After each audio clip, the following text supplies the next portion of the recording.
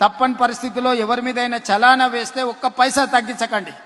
మూడవది, వాళ్ళ bank accounts తోని డైరెక్ట్ గా డిపార్ట్మెంట్ కి సింక్రనైజ్ చేయండి. ఎప్పుడు చలానా పడితే ఆటోమేటిక్ గా వాళ్ళ అకౌంట్ లోకి వెళ్ళి డిడక్ట్ అయ్యి పోయే విధంగా ఈ రోజు బండి రిజిస్ట్రేషన్ కు వచ్చినప్పుడే ఆ బండి యజమాని యొక్క ఖాతాను మీరు తీసుకోండి.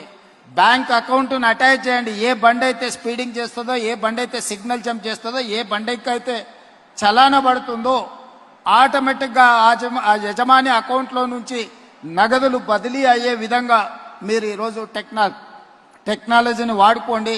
బ్యాంకులను కూడా సమన్వయం చేసుకోండి. తప్పని పరిస్థితిలో ఎవరి మీదైనా చలానా వేస్తే ఒక్క పైసా తగ్గించకండి.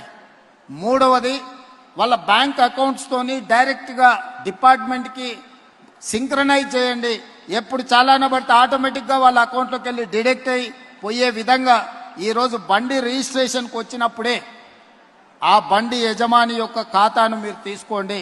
బ్యాంక్ అకౌంట్ను అటాచ్ చేయండి. ఏ బండి అయితే స్పీడింగ్ చేస్తుందో, ఏ బండి అయితే సిగ్నల్ జంప్ చేస్తుందో, ఏ బండికి అయితే చలానా పడుతుందో ఆటోమేటిక్గా ఆ యజమాని అకౌంట్లో నుంచి నగదులు బదిలీ అయ్యే విధంగా మీరు ఈరోజు టెక్నాలజీని వాడుకోండి. బ్యాంకులను కూడా సమన్వయం చేసుకోండి.